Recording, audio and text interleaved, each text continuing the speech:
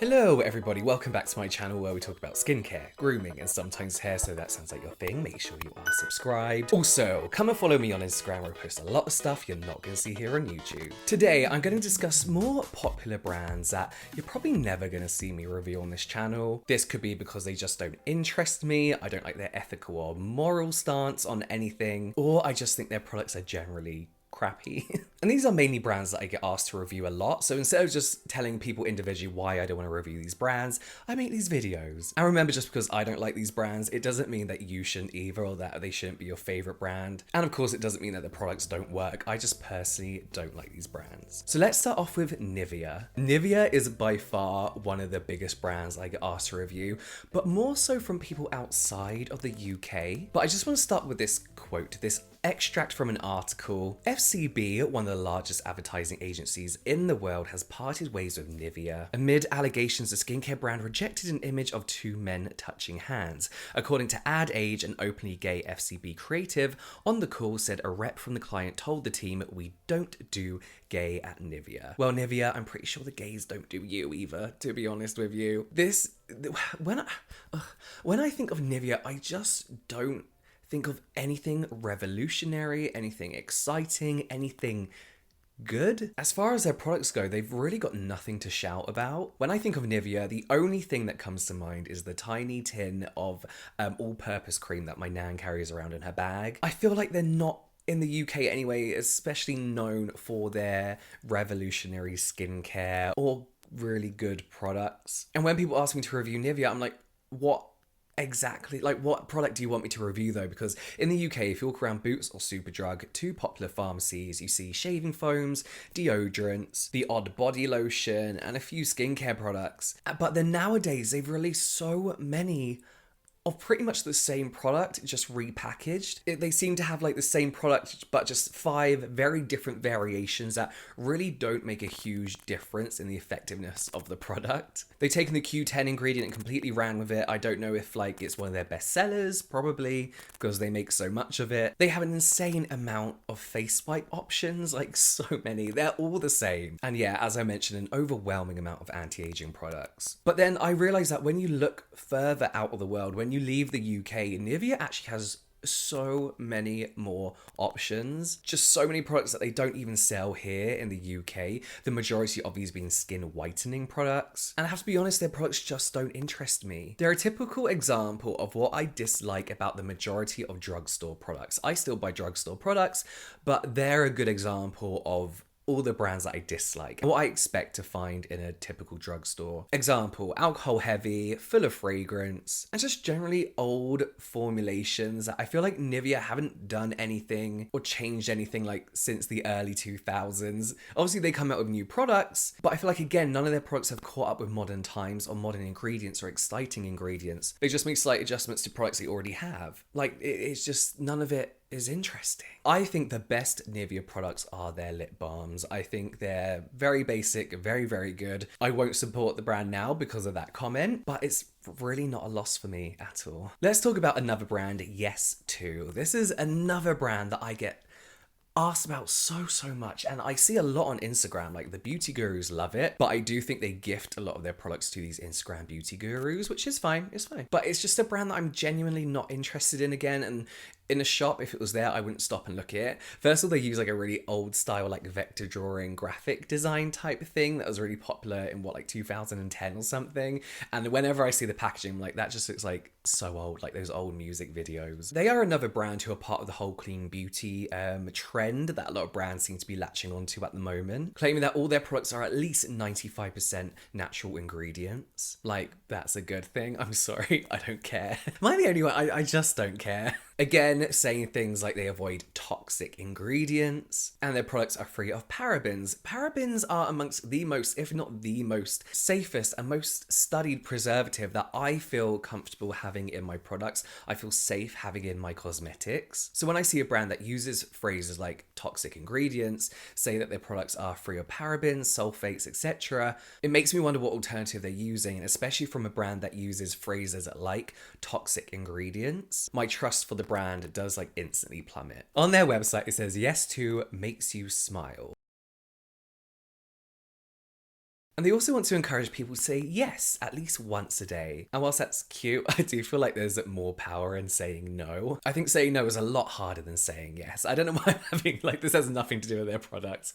But don't you just, like, I have this real, not hatred for inspirational quotes, but sometimes I'm just like, especially with things like just say yes, it's like there's actually more power in saying no, especially someone that used to want to be a people pleaser all the time. If you don't want to do something, don't do it. Just say no. But it's cute though. It's nice. Like most brands who publicize that they're 95% natural ingredients, they use a lot of potentially irritating ingredients, like grapefruit is a big one for Yes too. There's artificial fragrance in nearly every product of theirs. In fact, I think every product. And as we know, fragrance isn't necessary, it serves no purpose. They have put fragrance in products that you just think, why? Why does that need fragrance? Like a peeled off mask, nose pore strips, and even a direct spot treatment. Like, you're not going to be rolling a spot treatment on an individual small spot and then smelling it and being like, oh, that smells nice. Like, there's no need for it to be in there. But I find that this is something that a lot of natural brands do. It's just super, super unnecessary. And it does make me wonder, like, the whole point of these more natural percentage products is that people believe they're gentler for your skin and safer for your skin. Less harmful, but I don't get why boast about your product being at least 95% natural to then load it with fragrance, essential oils, citrus extracts, and other potentially irritating ingredients. It just doesn't make sense to me. There was in fact a recent controversy, I think it was January. It was January of this year, and they recalled their, I'm going to have to read this, Grapefruit Vitamin C Glow Boosting Unicorn Paper Mask. Because adults and children were experiencing burning sensations when using this sheet mask. They recall this mask because it was burning people's skin. They released a statement saying that while their products are all independently tested for safety, irritation, and allergies, while they provide both warnings and instructions on their products about the potential for skin irritation, the safety and satisfaction of their customers are their main concerns. First of all, slap a unicorn on anything and kids are going to want to use it.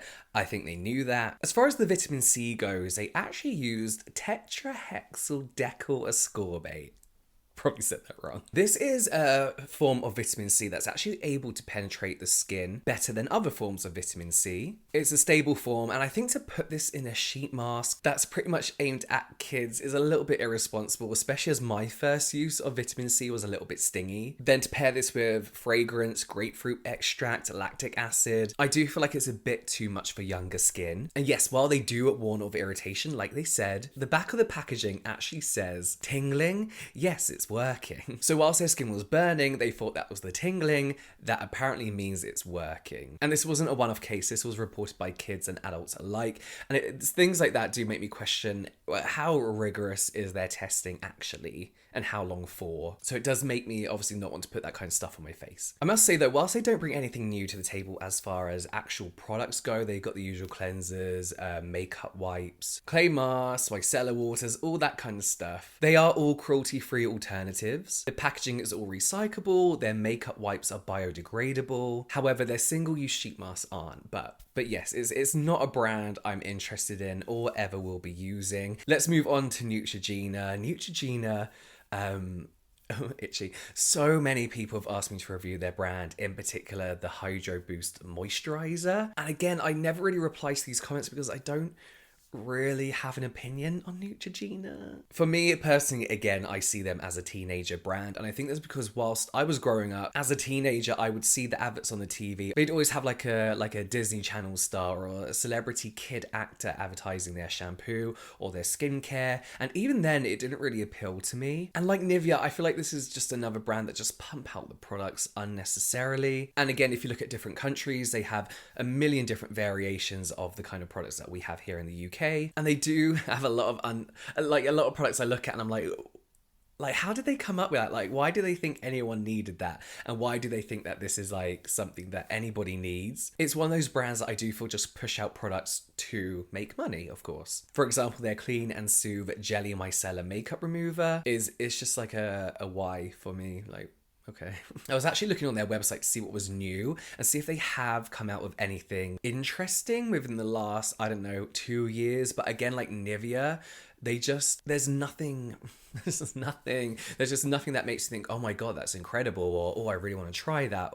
And again, it's just different variations of products that they've already come out with. As far as the products go and the ingredients, they're not the worst, but they're also not the best. They're just very, very old-fashioned with their formulations, and again, very typical of what you see in the drugstore. Fragrance heavy, alcohol heavy, and even more so Neutrogena, a shit ton of artificial colours. And the artificial colour thing is the thing that gets me. Like, we don't need a cucumber moisturiser to be green. We don't need a grapefruit face wash to be pink. You know, we don't need our product to be bright orange. You don't need to be doing that. We're happy with clear products or dusty beige, whatever they're gonna be. Yeah, but this is something you see in like Oxy, Clean and Clear, Clearasil. It's just something that is prominent throughout what I consider teenage targeted drugstore products. Neutrogena do a really good job at pairing up ingredients that can amp up the irritation levels, like BHAs with heavy fragrance. You have a face wash that's aimed at people with oily, acne-prone skin, with potentially irritating products like citrus extracts, fragrance, perfume, all formulated with disodium ETA, which is a penetration enhancer, meaning that those potentially irritating ingredients can become even more potentially irritating.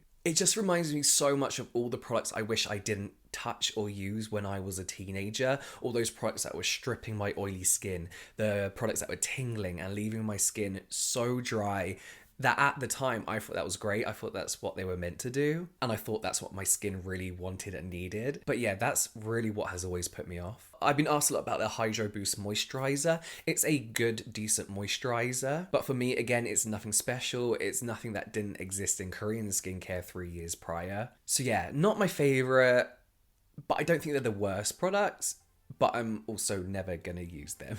But yeah, that's it. Only 3 today. I usually have 4. But yeah, let me know the brands that you kind of struggle to use or don't really want to use or just dislike in the comments down below. Let me know if you love any of these brands and if you love any of the products in particular. I'd love to hear your opinions down below. But that's it for me now, guys. I'll see you next time.